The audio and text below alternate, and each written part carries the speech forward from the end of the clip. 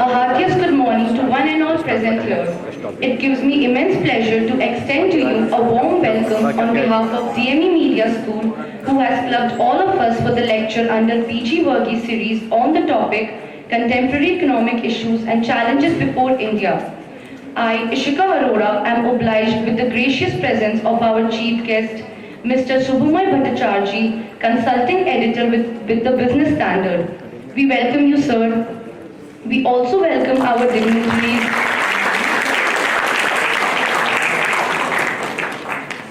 We also welcome our dignitaries, our Vice Chairman, Mr. Aman Sani, sir.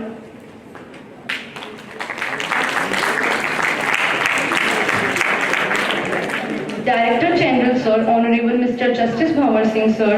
Professor Dr. Ravikant Swami, sir. Dean DME Media School, Professor Dr. Ambrish Saxena, sir. Head DME Media School, Dr. Shushmita Bala ma'am, and all the faculty members and all my dear friends. Before heading further for seeking the blessings of Ma Saraswati, I would like to invite our Honorable Director General Sir and all the dignitaries to accompany our Chief Guest, Mr. Subhomoy Bhattarcharjee Sir, to kindly light the lamp before Ma Saraswati.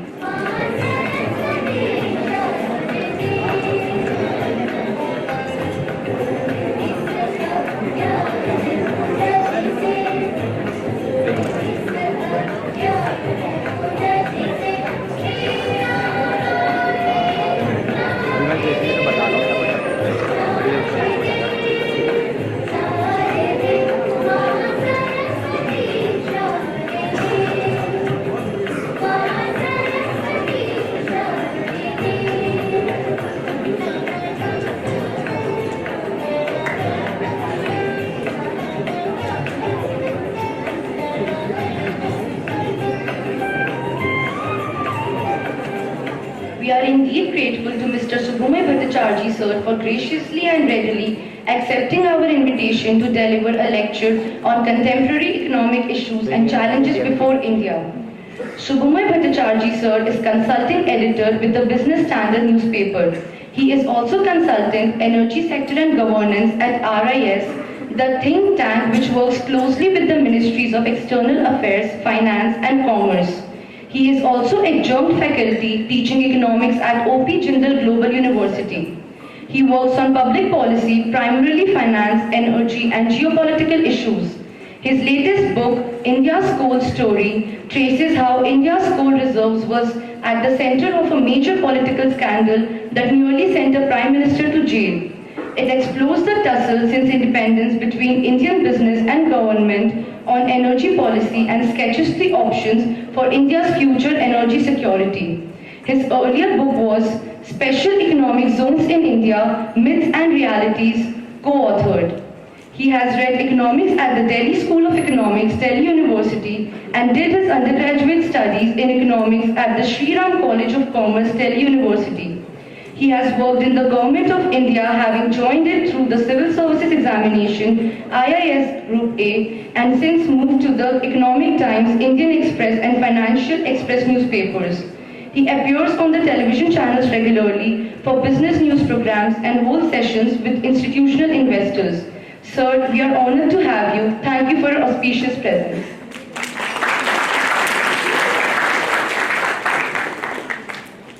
I would now like to request Director General Honorable Justice Bhavar Singh Sir to felicitate our chief guest with a planter and a shawl.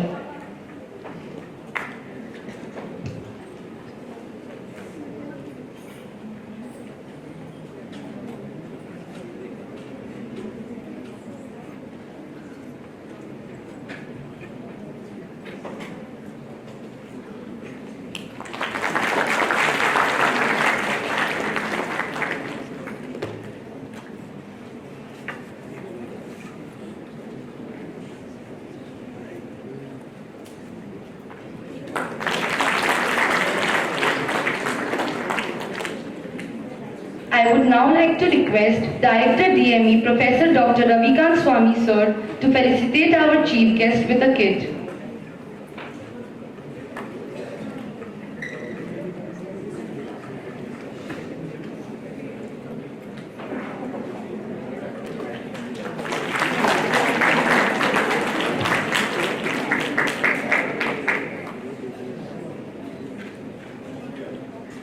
Last but not the least, I would like to request Head DME Media School Dr. Sushmita Bala ma'am to felicitate our chief guest with a book.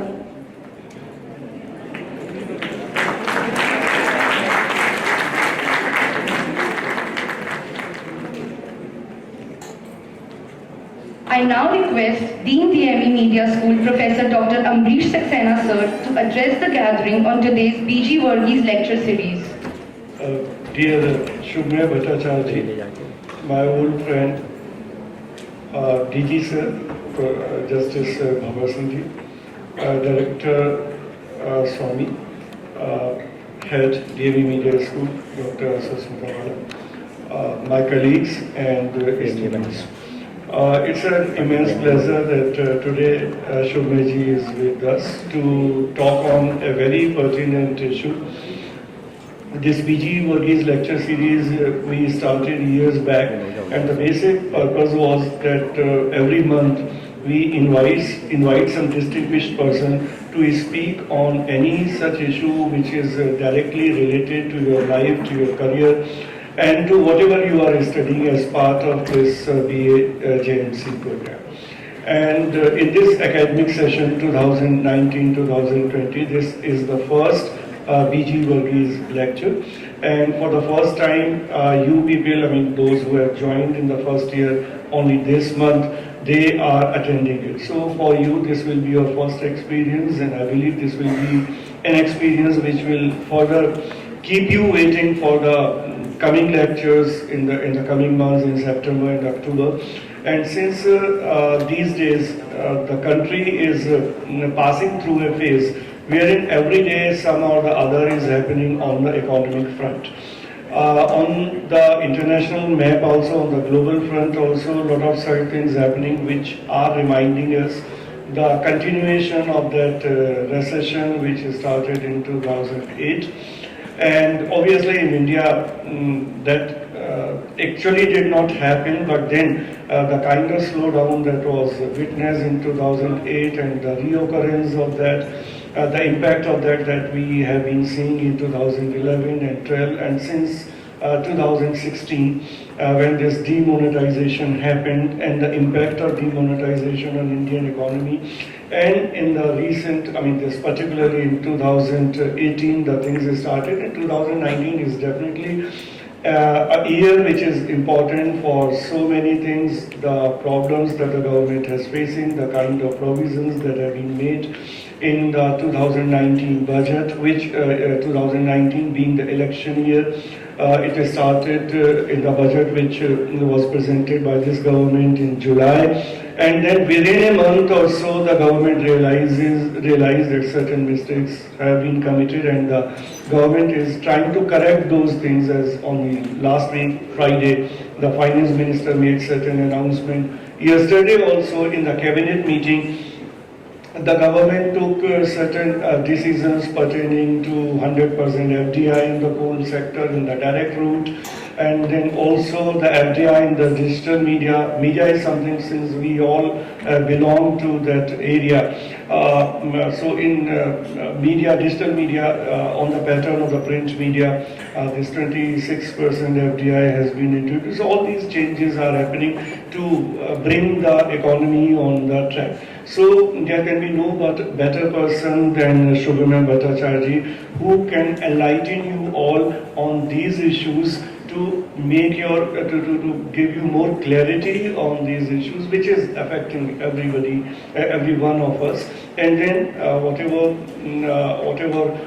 knowledge he could impart to you, you will be free to ask questions. You have certain queries and clarifications on whatever he might be talking to you. So that is all. So I once again welcome Subhomoy ji for joining in this session, and we are looking forward some really good discussion on this issue. Thank you all. Mr. Subhomoy Bhattarcharjee, Dr. Ravikant Swami, Dr. Amrish Saxena, Dr.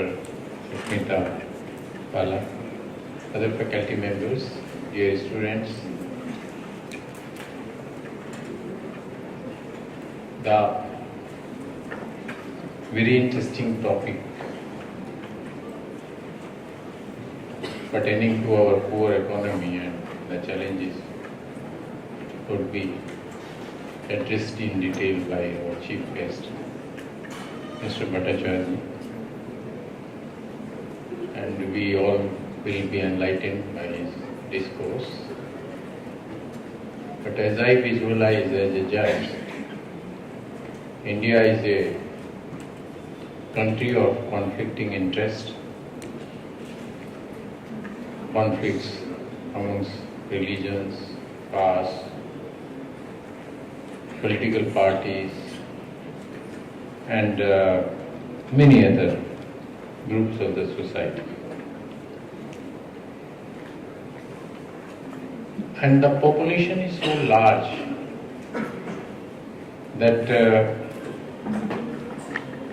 though best of the endeavors are being taken recourse to, but I have my doubts that for a few years, at least for 5 years, we won't be able to control our economy. The reason is the population. And though our Prime Minister, while addressing on 15th August, has asked people to control population, but we have to be very serious about it. And as my experience shows that unless there are some curbs, there are some restrictions, there are some rules and regulations to control the population, we are not going to abide by the request of the Prime Minister. But anyway, on account of the overpopulated country, our standard of living is not very impressive. We face on many counts, food deficits are there, then sanitation deterioration and pollution. We are said to be the most polluted country in the world. And the sense of sanitation we have been lacking. That's why 5 years back, on his first address, the Prime Minister touched this issue, sanitation. But we have not, despite lapse of 6 years by now, to control even that aspect of the matter. Then we are, may not be all, but majority of our population are living below poverty line. Only 6% of India's poor have access to tap water. Water is a great problem, particularly in the village. And 33% of the poor are living in the polluted environment, suffering from severe sanitation problems. Friends, 21%, as I saw the data, 20% of our poor class don't have the facility of toilets. China, United States and India are the three most egregious environmental polluters in the world, and they are in that order. China is greatest, then United States of America, and we are the third such polluted country.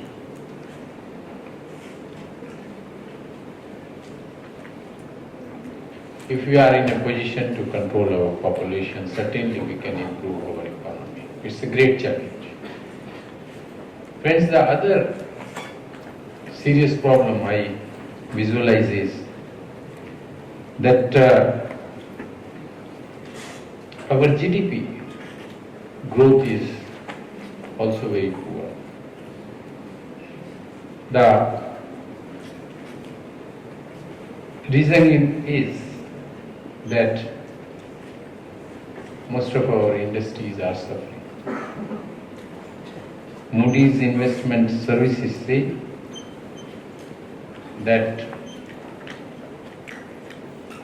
our GDP is likely to increase only by 1%. In the first half, the GDP growth was fairly good, but now we are again going back to the same square. Other challenges which I can visualize will come across our poor economy or in our endeavor to improve it is the deteriorating infrastructure in business. We are also not very advanced in education, and our healthcare is totally neglected. Though our governments are staking their claims that we are rendering free services to the sick and ailing persons, but such a facility is not available to all the persons of the society. Very few are the beneficiaries thereof. Our literacy rate is only 72%. In 21st century, we are 28% of our population is still illiterate.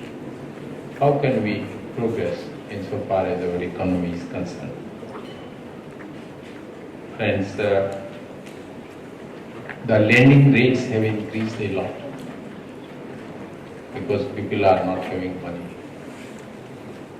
Banks have, from time to time, though they reduce the rate, but how much?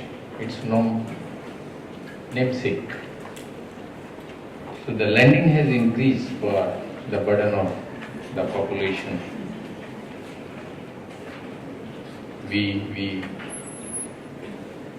If you remember the statement of Mr. Gadkari, the minister who is helping in accelerating our national highways conditions, has made a declaration that we will be raising 10,000 kilometers of national highways. I am glad that this effort in this direction will certainly help us, because transportation depends upon the roads. If our road connection is good, then we can improve our transportation, and transportation is the key factor to increase our growth in the economy. Friends, the most challenging factor which has almost crippled our economy is the corruption. Our great leaders seem to be fairly honest, persons of high integrity, but the large number of politicians, large number of bureaucrats, they are still indulging in corrupt practices in their offices, and they are not extending the benefits of the various schemes to the population who deserve to be upgraded in Prime Minister's scheme. Friends, unless we improve our technologies and create job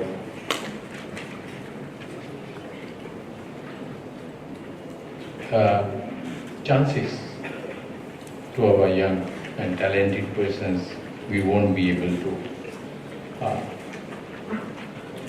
improve our economy.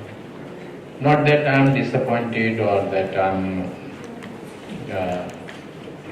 in the negative side of it, but the challenges are really great because our population, corruption, illiteracy, all these factors, they are thwarting all our efforts to improve our economy. Thank you so much. I wish that Mr. Bhattarcharjee. Dignitaries present on the stage and faculty members of the DME Media School and my dear students, it's a pleasant surprise to me that today's topic is pertaining to economics, because economics happens to be my family subject. Other than myself, everybody has studied economics in my family. I never got an opportunity to do a post-graduation in economics. Students, when we talk about contemporary issues, I can tell you just remember 3 alphabets and you will know what are the contemporary issues. So what are those 3 alphabets? L, P and G, right? So can anybody tell me what do we mean by LPG? Yeah, so that's the summary of what we are going to discuss today, and that is the summary of India's economy during the past 30 years. It all happened in 1991 when Manmohan Singh Ji was the finance minister. He is the architect of our LPG policy, and we have come a long way. Whatever is happening today is a byproduct of LPG only. So what do we mean by liberalization? Well, as you know, liberalization means opening up. Just an example, if an automaker needs some permission for increasing its production capacity, it's not liberalization, right? So liberalization means be liberal, let the people do what they are trying to do, let the companies do what they want to do, and let the market decide. Why should the government decide how many scooters Bajaj is, how many bikes Bajaj is going to produce? The government should decide or the market should decide. So this is what we mean by liberalization. Coming to privatization. You know, the electricity never goes in Gujarat. Why?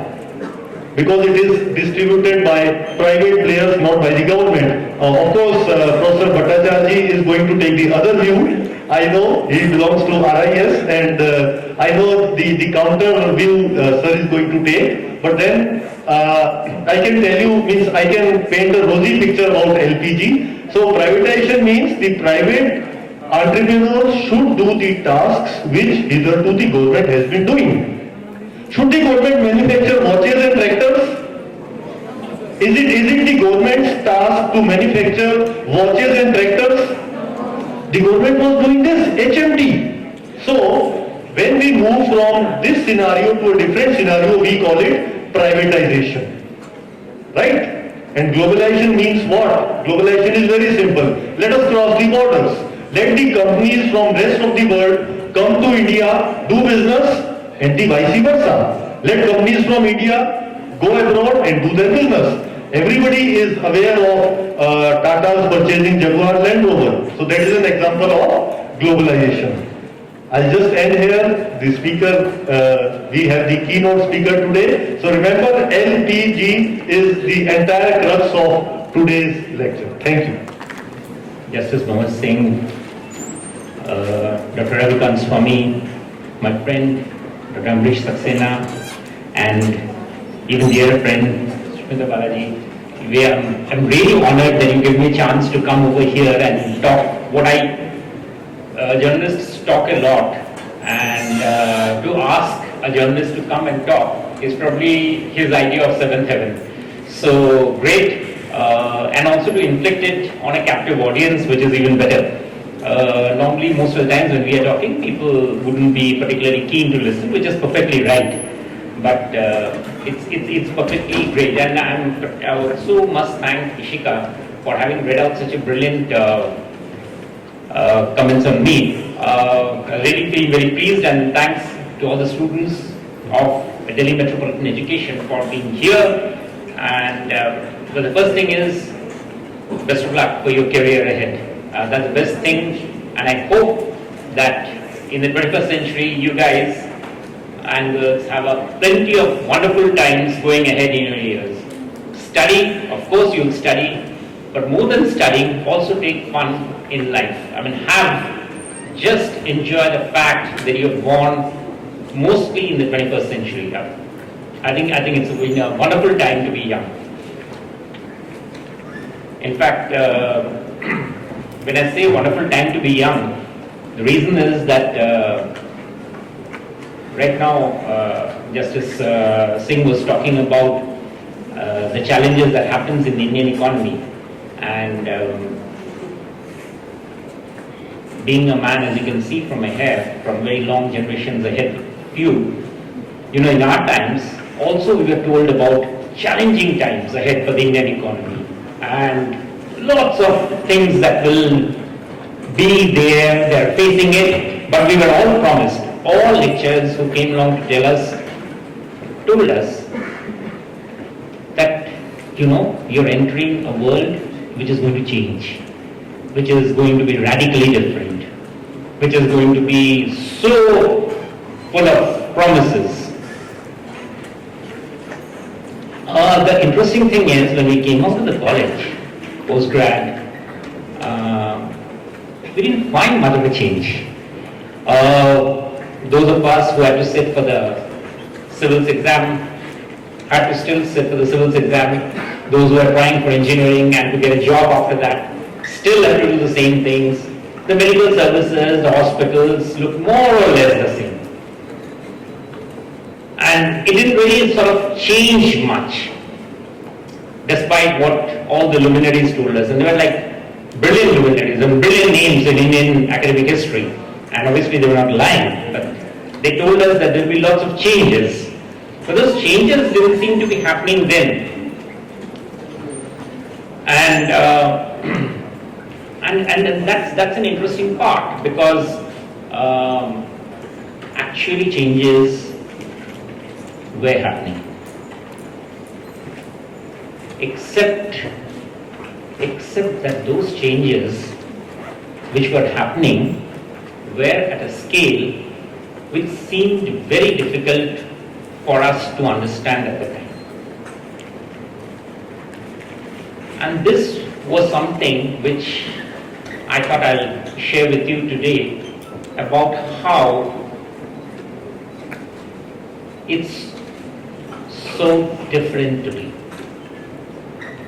Even if we say that it's different, it doesn't even begin to capture the level of difference that you face in this world today from what we have been in just 25 years. And it's been one of probably the biggest economic change that to have happened in the globe at any time in human history for any set of comparable population. It has not been done earlier, and no matter whichever government comes later on, will never have that scale of change to fire up people. It has been the most remarkable journey that you could have ever thought of in these 25 years. And those of you who are sometimes might wonder that did things really change? Mr. Swami was actually telling us, about some of the things that was happening before, and I quite agree. He said, I might disagree, but actually rather agree with what he said. That the scale of change was immense. But hang on, like every story which is good always starts on a slow manner. It's like a good Hindi film. It starts, going back to the times of the parents, and then the hero comes along, and then the heroines come along, and then the music starts. So before those music and those things start, let me just bore you a bit by telling you what is the technicalities of the change that will make us be on the same page. So let's understand it. It might seem a bit out of focus for you, especially those of you who are doing media, to think why you should know so much. What in 1991 happened was that we had been borrowing too much money from people to be able to pay for these goods and services. For these goods and services. So as a result,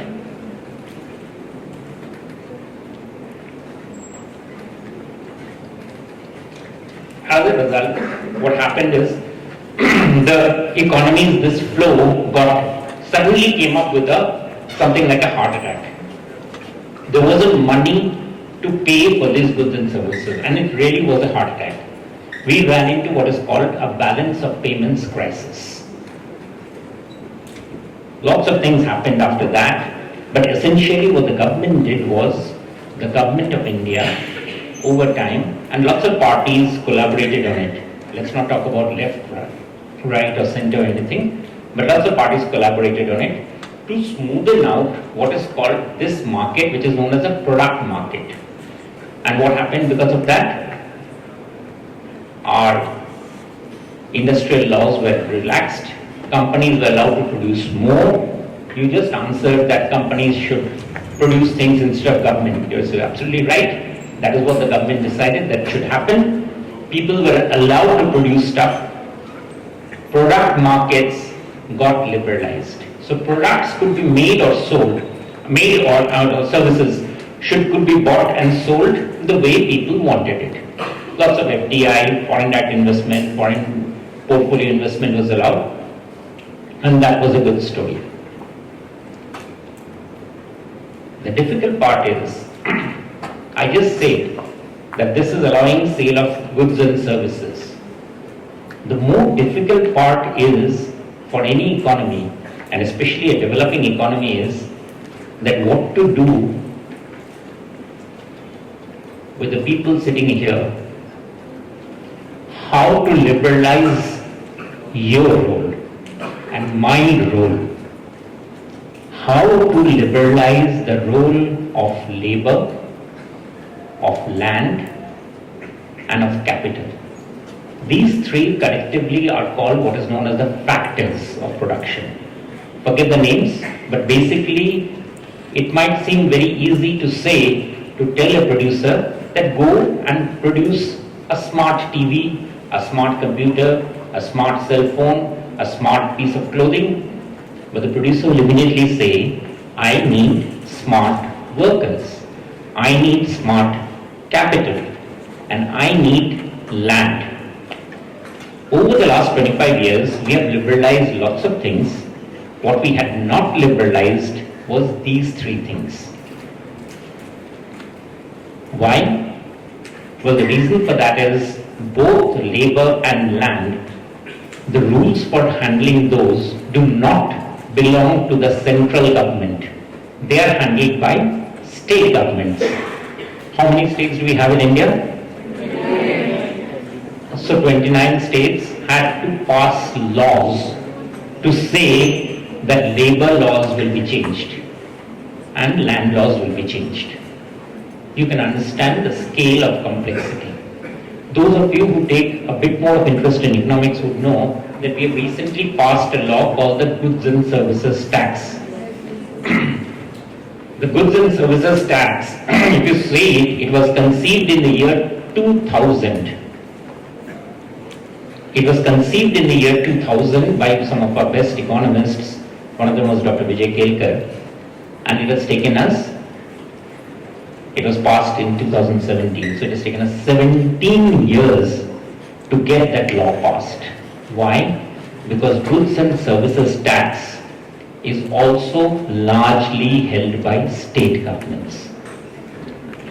So it's not, so when we say that we need changes, we need to appreciate the scale and the enormity of effort that is required to change things in India. It took us 17 years, and I'm not saying any particular person is wrong, but it's simply that a democratic structure requires that level of engagement. You've seen what it happens when democratic engagement doesn't happen. Those of you who read newspapers, and I'm sure all of you are here, would have seen what's happening in Hong Kong today, where China is running up against a mountain of opposition simply because China has not taken the people of Hong Kong into confidence to make a change in law. We do not know, as of today, we do not know when and how this agitation in Hong Kong will lead to. India hasn't had such a comparable agitation. We can say that there are lots of problems in India, but all across India, people did not have to rise in revolt because governments did not take their people into confidence. This is something to be very, very, very appreciative about our country. But to come back to that, what we are talking about, land, labor and factor markets, basically the factor markets, these changes therefore take time. Even today, the biggest challenge of the Indian economy, and Amrish and I we decided we'll be talking about the Indian economy, is the fact that our land and labor markets are not liberalized. So for instance, today, how does it work out? To put it very simply, if you are going to take an employment in the railways, wherever you work, in whichever state in India, your working condition will be the same. But if you get employed in, say, Zomato, as a senior guy, a senior person, officer, what you will find is that your service condition could be changed in every different state. Now this is unusual, isn't it? Zomato performs services across all states in India, so it should have the same labor conditions across all states, but it can't. So now you can imagine what it means for an entrepreneur when she or he wants to set up business in India. A textile unit in India, depending on which state it is set up in, offers salaries on the basis of the state's laws. There are no central laws. The center cannot make laws. The center has guidelines. The center has guidelines, but those guidelines are not enough. It is up to the state because the states are sovereign. They have the authority to decide what labor laws they will have. A simple example. Almost all of you drive some vehicle, isn't it? All of you have got by now you would all started getting your licenses. Today when you walk into a licensing office in Delhi, RTO office in Delhi or in Noida, more or less you follow the similar laws. It has actually been a Herculean effort to get states to agree that there will be the same fine for a traffic punishment, a traffic license, a traffic rule, because states decide on traffic laws. Center does not. It is decided by our constitution. Most of the challenges of the Indian economy comes from the fact that the center has very little control over most of the stuff that is being decided now. The states will decide. Some years ago, there was a huge agitation on land. It was followed the same rule. But there is something else which has been possible. I just talked about GST. There was something else that we decided on, and that was the GST change was something that we changed because of the change in what does GST come under? Basically capital. So how capital can be used, we've been able to decide on. And today, when you find, in fact, when you find lots of companies not willing to pick up people, to employ people, to invest, it's basically because we are getting rid of something which Justice Singh was just talking about, corruption. See, very recently, it was very easy. It was very easy for a connected person to walk into a bank, a public sector bank, a private sector bank, and to say that I have, ये मेरा नाम है, मैं इस घर का हूँ, आप तो इनको जानते ही हैं, तो मुझे इतने करोड़ का लोन चाहिए. And the bank will be very happy. बिल्कुल आपका नाम, आपका फैमिली को कौन नहीं जानता है? So the bank would give a loan. And actually, many of the loans, or in fact I would say the overwhelming majority of the loans were given on that basis. कि आप हमें जानते हैं. Forget about the corruption there, but the big problem was that this meant the banks were in no position to ask for the loans back. Worse, the companies which took the loans didn't know what they were doing with the loans. As a result, companies across India created companies which were of very little use to people. For instance, if choco chips became useful, 50 companies would come into the business of making choco chips. If today a company like I talked about Zomato or Swiggy, if they became popular, if there was a possibility that lots of those companies, other companies, copycat companies will come in, without others asking that do you have the space, आपके पास वो, do you have the skill, do you have the size, the idea which market you are going to serve? Now this is something which was endemic to Indian banking. And this is what had led to what is called by the name of NPA crisis, the bad loan crisis that hit India. Companies produced excessive amount of products which nobody wanted because loan was cheap. And why was loan cheap? Because we just talked about the fact that in India it is far more difficult to hire a worker than get capital. It's rubbish, isn't it? We are a country with 1.3 billion people. We should be using our people more than our capital. But most of the time, companies found it much more easy to employ capital because capital you could walk into a bank and pick up a loan. You just needed to show your visiting card. But if you had a good idea of starting a security agency, it was very difficult because you have to hire people. And in every security, so for instance, if you had a security agency, a simple thing like that, the wages that you'll pay in Delhi, the wages that you'll pay in UP, the wages that you'll pay in Haryana will be so different. Who wants to get into that sort of an entrepreneurship? So who wants to use workers to create entrepreneurship? And that was the problem. We have started cleaning up that problem, which is why you find so many banks today saying that we have cash, we can give loans. But there are very few companies today who are willing and able to pick up loans. Because loans require what now? It requires something that you people have. And most of our generation doesn't have, which is brains. So it requires smart people like you to be able to create business ideas and to be able to go out. It's not for nothing that the government is today saying that we need to promote startups. There's a reason for that. Startups are what the young people should be producing. But startups is what young people were not producing. And that brings me to what I was talking about earlier, that during our time, the only thing you started up was your scooter. You couldn't start up anything else because nothing else to start up. The other thing to start up was your career. And that too also was a very difficult thing. Today you can start up 50 million things. And that is what makes India today so very different. But if you think, after going out of this room, ये सब तो ठीक है, but लेकिन फिर भी आगे हमारा क्या होगा?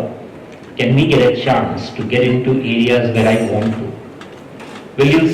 I will not say that's all smooth. And one of the reasons for that is that we still haven't worked out a very major problem, which is that of labor reforms. And believe me, this is difficult.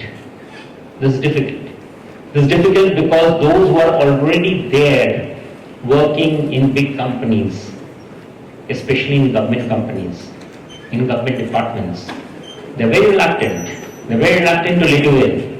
One of the recent proposals that the government has made is there's a set of hospitals, the best hospitals. You know which are the best hospitals in India?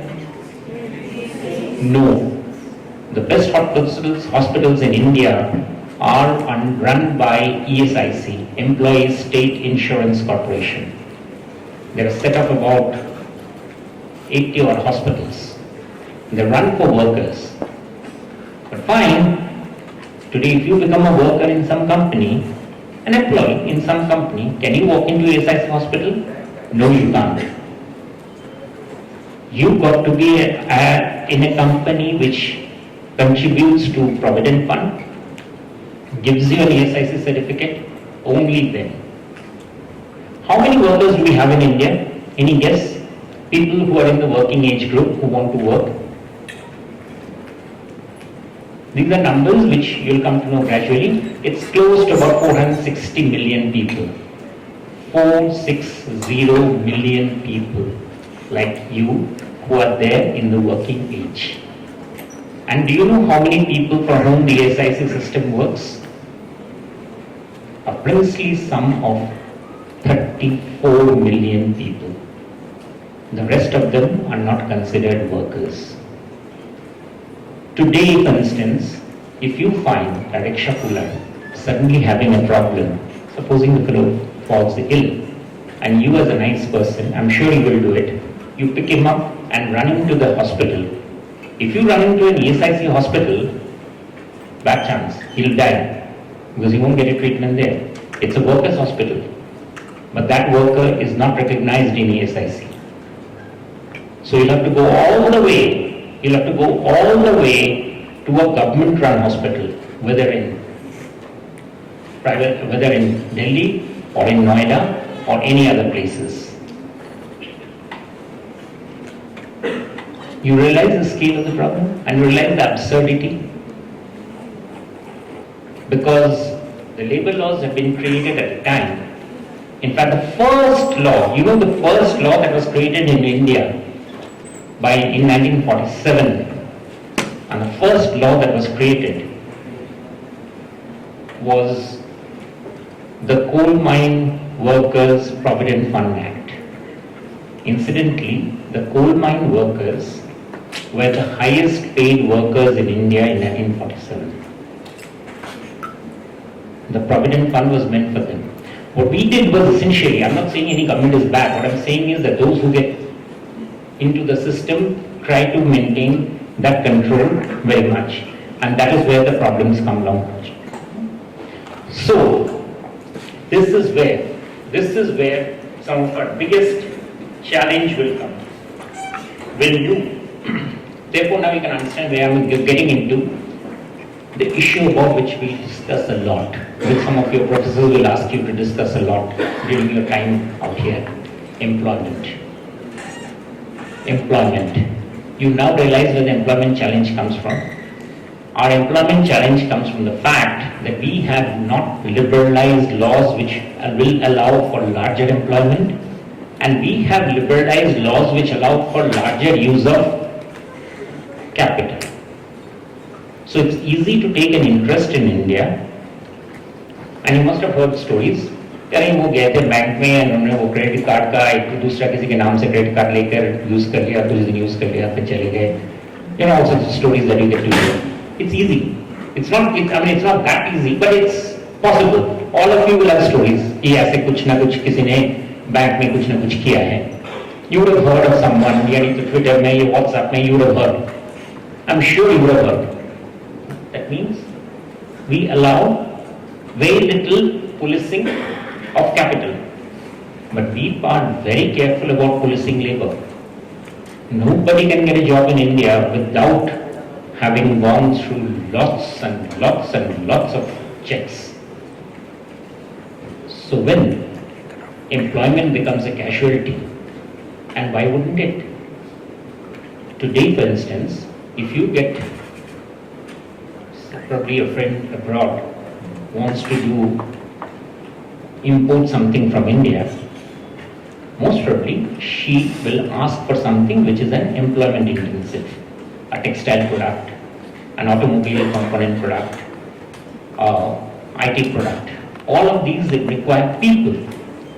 But as I say, employing people is difficult. So one of the things that we are working on, and that is also one of the big challenges that we will keep on hearing, which you might therefore sometimes see in the headlines and wonder, why is this so important, is getting labor laws relaxed in India. It's one of the big challenge that is there, and to me, among all the challenges that are coming up, I consider the land laws and the labor laws as the toughest set of challenge to do. Because it has also got another set. It also affects, and how does the labor law challenge also affect us? Because we have been hearing something else also. That lots of our boys and girls, in fact I should say girls and boys, girls are nowadays doing much better than the boys. The girls and boys are getting trained, but they're getting trained in the wrong things. Because of the fact that we have not worked out our labor laws properly, we have not been able to create a sufficient amount of signaling to be able to tell us what happens in the field of employment. But anyway, that will create health problems, that creates health problems, that creates education problems. But it's so far, but you guys have just passed out of class 12, most of you, isn't it? And it's not now, it's now to scare you with these stories. Let me tell you something else, which should actually make you feel nice. I do it. And one of that is that despite all this problem, today, India is the best place to be young and alive. In any other part of the world, doesn't matter what label you carry, an American, a Chinese, a Russian, a Polish, a British, you'll be asked for lots of other things. If you're a British citizen, they'll ask whether you belong to London or whether you're an immigrant. And if you're an immigrant, you do not have chance in the Brexit world that is coming up. They're planning to drive out immigrants. Russia doesn't want any immigrants. America is making, the number of divisions that are going up in America are not funny at all. The color of your skin, the shape of your hair, even within the whites, whether you belong to an Anglo-Saxon or an Hispanic group origin, the numbers and divisions are increasing enormously, just as those divisions are dissolving in India. In China, we are just seeing the differences that it creates if you are an Uyghur Muslim, if you are a Hong Kong guy, and I can go on and on. India is therefore in a wonderful, what I might call, wedge of opportunity.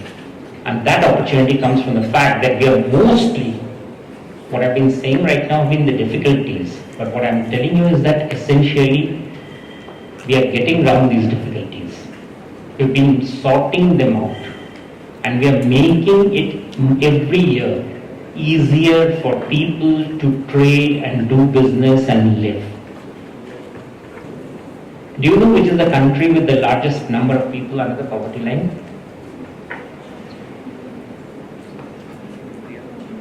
You would like to say it's in China, obviously China has gone out where? It was India. It has been India with the largest number of people under the poverty line. It used to be so. Till the world found out that India has been able to do the world's largest ever successful program of picking people from under the poverty line to above the poverty line. Today, that odious distinction of having the largest number of people under the poverty line could soon pass to, which country? Nigeria. India will not, and that's something remarkable. It's something remarkable that there are transitions that are happening in India are of a scale which is, as I said, never been tried. I think in that case of scale, because we were talking about the problems and the challenges so far, if you look at, when we get down to it, the number of things that we can do, and among that, the ODF, the open defecation free example, for all of us it seems so far off. I mean, who goes out on the field? I've spent 3 years of my life living in Odisha's villages, and I know that it's absolutely not surprising. वहाँ पे तो ये चीज होता था कि the father-in-law and the daughter-in-law will not go to the same toilet. So that was the level of difficulty. So in that sort of an economy, to be able to achieve the ODF levels that we have, there will be slippages. If you go to some village, you can still find. But in all places, one of the first things that has happened is, and this is very important, people are somewhat embarrassed by not using latrines. It is a challenge, it's a change which in India, because of which during the freedom struggle there was a lady called Miss Mayo, and she wrote about India, and Mahatma Gandhi called it the Grain Inspector's Report, because she talked about the fact that the Indians are only defecating outside. From there to this position is a huge change. A change in which you people can justifiably take the credit. Because media and the focus of media on this has been one of our most significant stories that is yet to be told. People didn't change to latrines because simply latrine was being built, sure. But in lots of cases, the change was built because lots of types of media came home to tell the people that this is not an acceptable level of behavior. When you look at yourself, you realize how powerful this authority is. The ability to change people's behavior. So there will be some more that will be coming along, and that's for the governments to decide. They've been talking about plastics and others, and I'm sure those would be, I have recently written about the plastics challenge, and I realize it's an enormous challenge. If that can be done, those would be massive. But these would be ones which would be gradually be pushing India into the league, which is a league of its own. 1.3 billion people don't change their habits just like that. They change because they've had the chance and the opportunity to do it, and that is where the most significant changes comes from.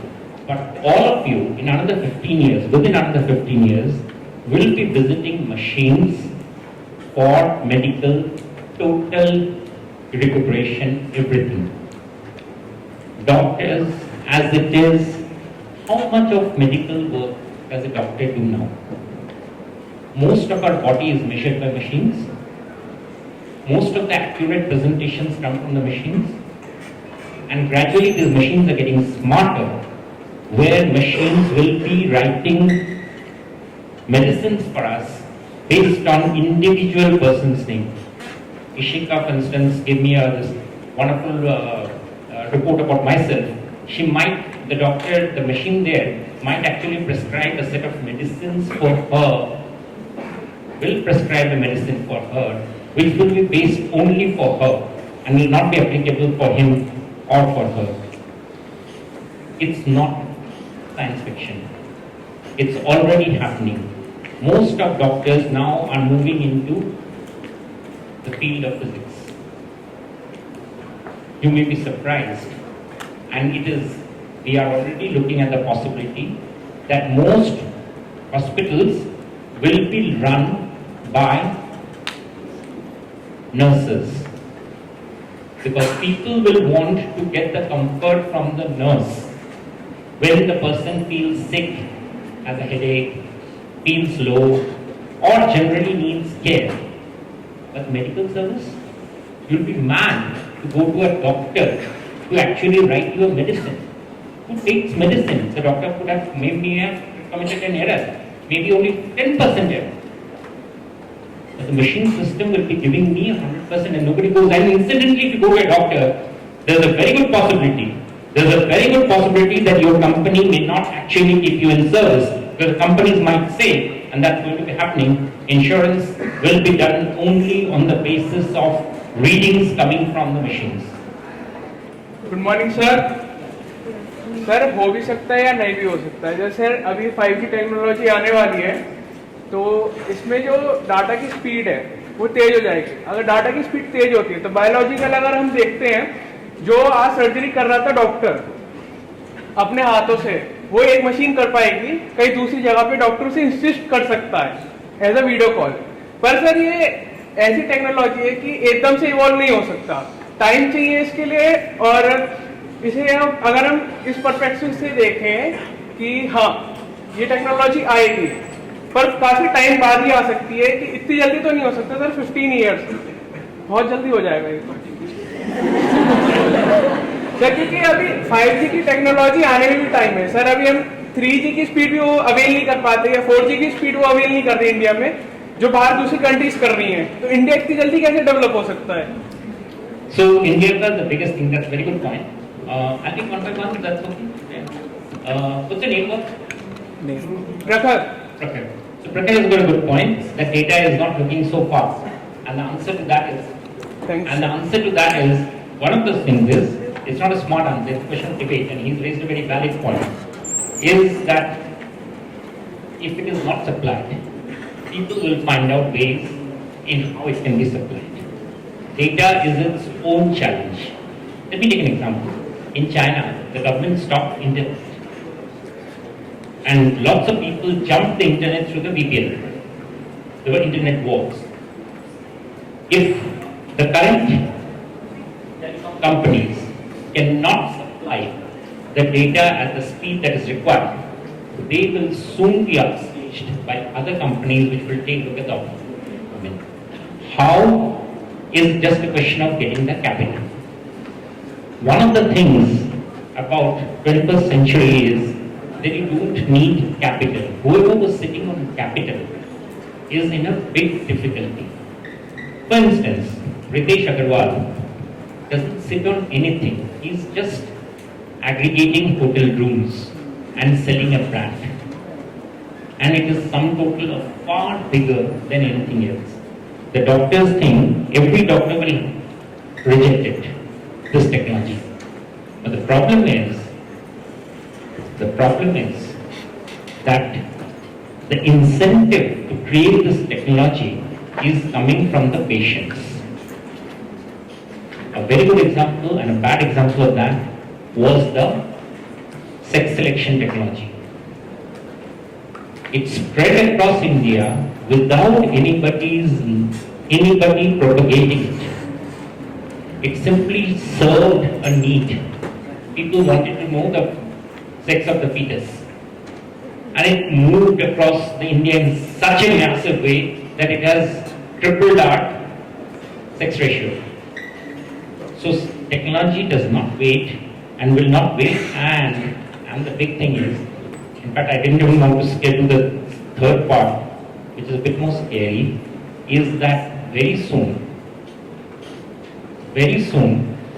we shall not even be deciding which technology will come in. It is the technology will decide which technology will come in.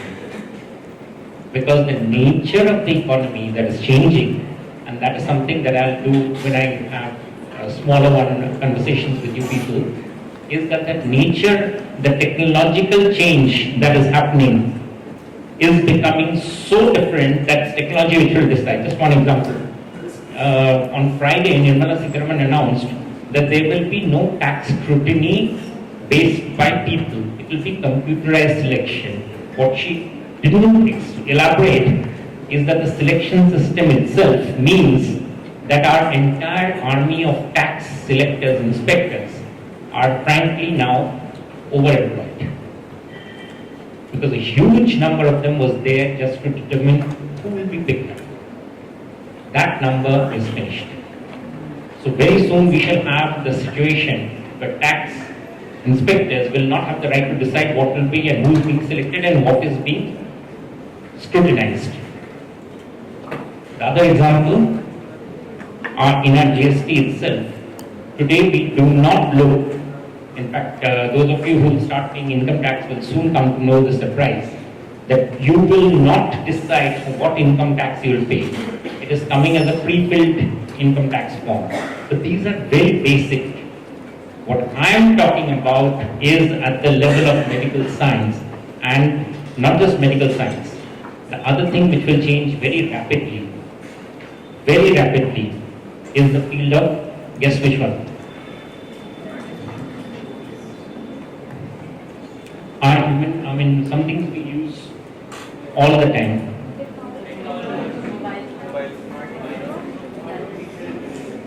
Yeah, I will be using it, but which is the one which is our endeavor, which will become totally mechanized very soon.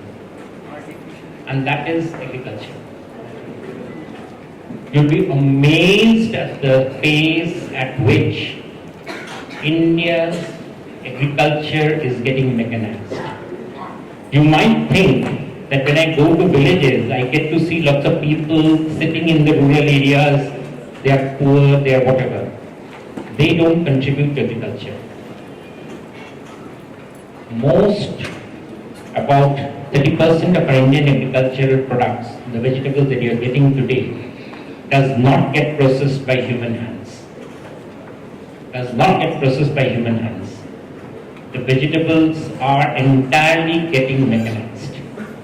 They get produced, stored, selected through automation, and that process is getting to be more and more. But that's something that will lead to concomitant questions of what happens with those workers. But the field of medicine is something in which we are all intimately involved, and that is where the change is going to be the fastest, because the doctors will not decide. It is the robotic structure which will decide very soon whether a doctor's intervention is necessary. And obviously, if you or I have a problem, and I know this machine gives better results, and I would know why, because the systems would have taken over the discretion from doctors. As I say, doctors will fight tooth and nail, but it will not be there. It's within the next, as I say, I say 15 years, in fact, it might come even earlier. The systems do not leave any scope for anybody else to do. Our esteemed guest, Mr. Subhomoy Bhattarcharjee. First, for the first year students, today is your first lecture under the Verghese lecture series, and the objective of this lecture is to provide a platform to the students to have an informative interaction with the industry stalwarts.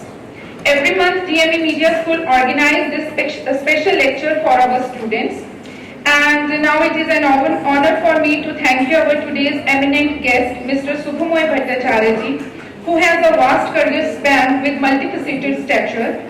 Sir has enlightened with the best of the knowledge regarding the economic issues. I would say not issues, but an understanding about the actualities of the contemporary Indian economy. It was indeed an eye-opener and an interesting session, and I am sure that every single moment of the session was getting interesting, more and more interesting, with the discussion and with the information which Sir has provided to all of us. Thank you so much, Sir. I would also like to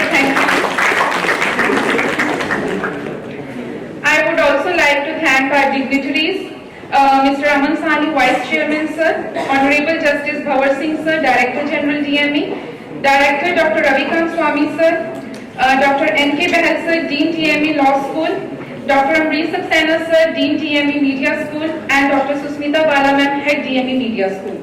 I also thank my students to sit so patiently and attentively to listen and understand the nature of economic conditions of an organization or a nation or a territory or a state. I also thank you, my colleagues, and everyone who is the part of this gathering. Thank you so much. I request everyone to kindly stand up for the national anthem.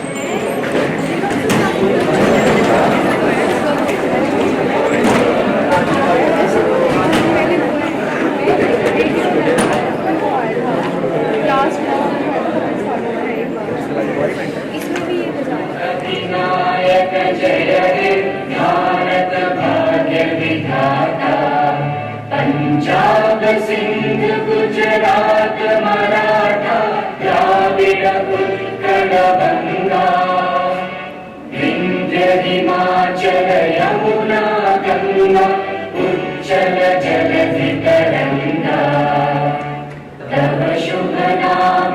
जागे तब शुभ आशीष मांगे गाहे तब जय